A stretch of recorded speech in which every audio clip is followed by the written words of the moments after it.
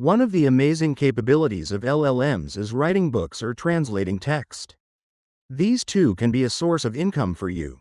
It's not very difficult, but knowing the steps will make your job easier. In this lecture, you will learn how to write a book for children and design a cover for it. What do we need to write a book?